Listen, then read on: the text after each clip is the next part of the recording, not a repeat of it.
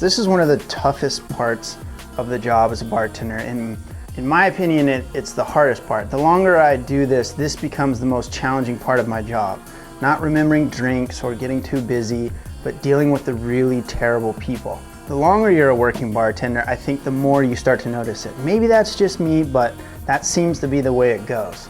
Because I think you start to get into cutie where you get really good at reading people as a bartender, and you can really start to tell those subtle kind of jabs or not so subtle in this case that I'm going to tell you about. So this is a story that comes off of subreddit, and the title is Extremely Difficult Customer Tonight. And basically what the guy talks about is he works at a bar in LA, and he has this prissy little mid-20s girl who's an aspiring Instagram model. So this girl comes in and she's sitting there being dismissive and rude to the guy right off the bat, and she has a friend, they order some food. He supposedly clarifies with the customer twice because they have two different types of food that she's ordering, and then when it came out it was wrong, and then she basically freaked out. So he was, at this point he was already flustered and upset, but tried to play it cool, so I said, apologized and ordered the other order of sliders. And then at this point the kitchen had gotten fairly busy because it was happy hour, and that's just what happens, and it started to take a little bit longer for the food to come out. And so this person, this bitchy bee, as we'll call her, started freaking out and making a big, huge scene, yelling at the guy. And she was like snapping her fingers at him and stuff, and was just being an overall terrible. And she was so bad that supposedly she was making everybody at the bar feel uncomfortable, and there was actually other patrons around that started to tell her, hey lady, shut the fuck up, calm down.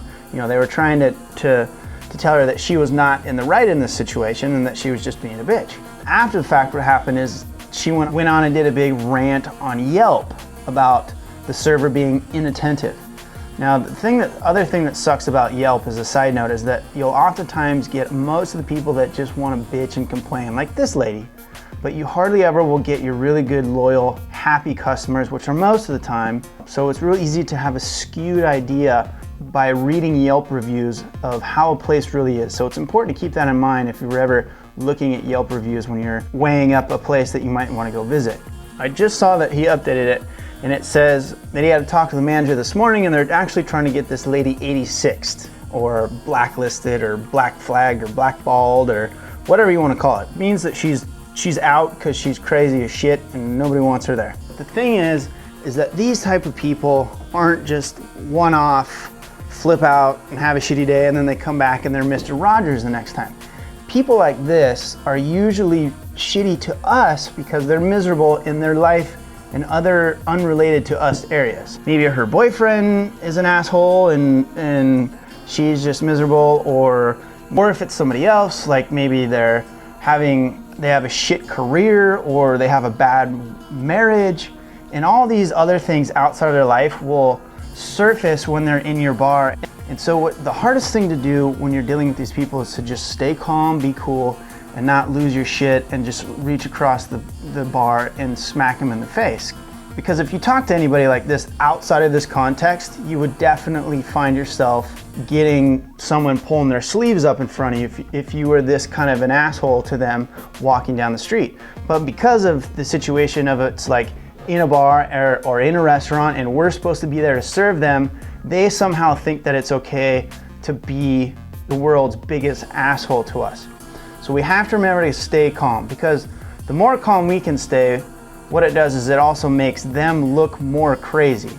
My biggest thing anytime anybody is in my bar, and it should be the same for anybody who's in your bar, is if they are really rude and aggressive either towards us or another customer, this is definitely a point where we need to step in. If somebody's doing this kind of a thing to me, I will just immediately need to nip it in the bud as soon as it starts to happen, so that it doesn't escalate and they continue to ruin other people's times around them.